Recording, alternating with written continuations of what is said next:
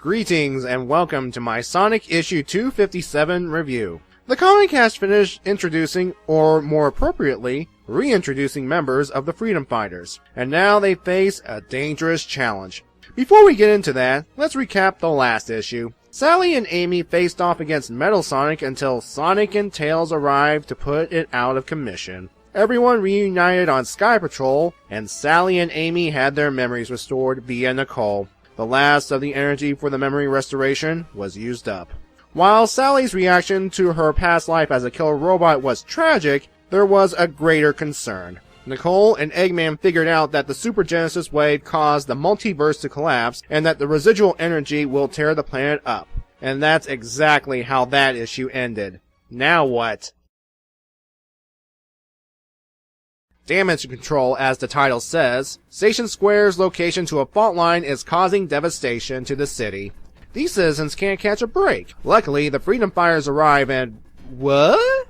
Anyway, they arrive and split up into two teams, Team Freedom and Team Fighters. To better manage the crisis, Sonic will go between the two teams. Sally is aboard Sky Patrol acting as mission control with Cream, Cheese, and Nicole as support. Team Fighters, consisting of Amy, Bunny, and Antoine, are taking care of people within the inner area.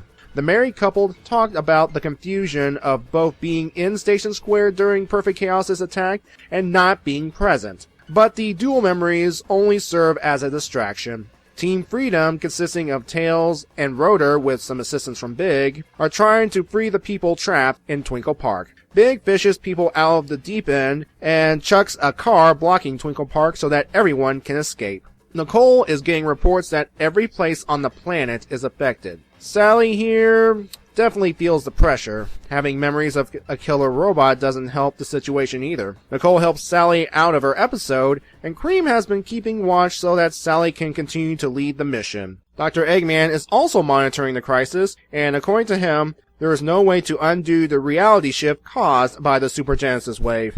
Desperate to find a way to fix the world, he looks to the Eggnet and... Hi, Professor Pickle. Since no Egg Army units are available, Eggman orders the closest badnik, E-107 Ada, to capture Pickle and anything and anyone related to his research. Back in Station Square, Sonic is having some trouble. Unexpected trouble. But Amy arrives just in time. Oh, hi, Linkara.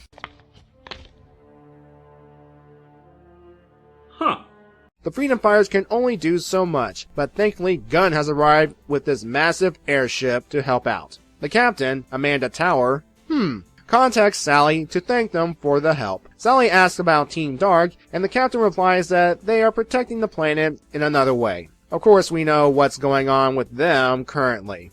Later, after the rescue, the team is tired, Cream is talking with her mother, and Sally is wondering why can people still breathe and such. And I'm with Sonic on this one. It's magic, just go with it. Nicole contacts Begonia to find a panicking Mutsky, who witnessed the kidnapping of both Professor Pickle and Uncle Chuck and all of the research. Oh boy. This issue shows what the Freedom Fighters could do under pressure. The subunits Team Freedom and Team Fighters were a shout-outs to the teams in the old universe, and almost all the members from both teams were present. Almost. Sorry, Heavy and Bomb. It's thanks to them that lives were saved. Even the gun captain praised Sally and the team for their efforts, and they should be. Not only had they had to work to get people to safety, there was the dual memory issue. Before I continue, with hints that the old memories are fading away, it will upset fans who have been with the book for a long time and hate to lose the old continuity. Even Eggman's line about unable to reverse the reality warping doesn't help. And I understand if people want to leave, I really do. But I'm not going anywhere. Back to the issue, references are all over the place. Station Square for one, especially the train and Twinkle Park area. And these billboards right here, they just... I do feel sorry for this city. First, Eggman tried to destroy it with a missile. Thankfully it was a dud, and thankfully it was deactivated by Tails. Then Eggman tried a mech, and again, Tails stopped him. And we all know what ultimately did the city in was Perfect Chaos, and according to Sally's opening narration, Station Square hasn't fully recovered. It makes sense. I'm surprised the city was still recovering given the ending of Sonic Adventure. All's well that ends well, my butt. There was a nod to the Sonic Adventure adaptation from the old universe via this dialogue right here, but it's to emphasize the dual memory issue I spoke of earlier. Speaking of Sonic Adventure, Big did what he does best, fishing and lifting cars, just like in the games. The license plate on that car said, "Got to go fast." I bet you it was a nod to the English theme of Sonic X. Now, Captain Tower. Either Tower is a common surname like Smith or Jones, or she is related to the gun commander. Daughter? Niece? You decide. During the cream vanilla chat, there were name drops. Chocola de Chow and Gemerol, or Gemerol, or however you pronounce that name. Does this mean that he can appear in future issues? Only time will tell. Now, before I get to the foreshadowing, there was a hidden shout out that I would like to point out. This line of dialogue.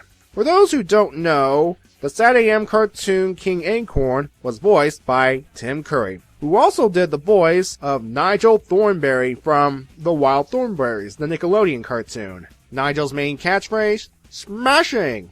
In fact, Evan Stanley, the artist of this issue, drew this. Let it seep into your nightmares, people. Let it! Let it! Okay, we're getting much closer to the Unleashed adaptation. Broken Planet? Check. Professor Pickle and Gaia Research? Check. Werehog Foreshadowing? Check. Future issue previews hinted at Dark Gaia monsters making an appearance, and the Chaos Emerald Gaia Temple thing. So how long before this guy shows up? Uncle Chuck was at Spagonia helping Pickle with the research, hence the samples from issue 254, the same ones that are affecting Sonic. Like I said earlier, Evan Stanley worked on this issue. And for the most part, it's okay. But some of her art here looks a bit rough. I mean, it looks like some characters have more wrinkles than they should. And I would like to point out this panel here. These characters here are recolors of Silver's parents from the fan comic Ghosts from the Future.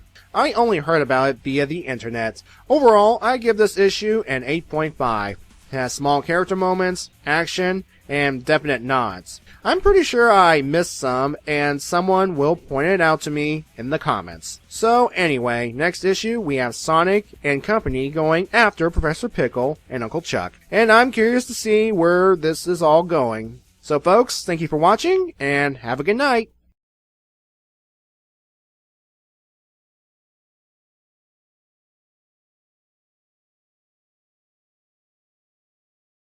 I wonder if this version of Linkara reviews comic books.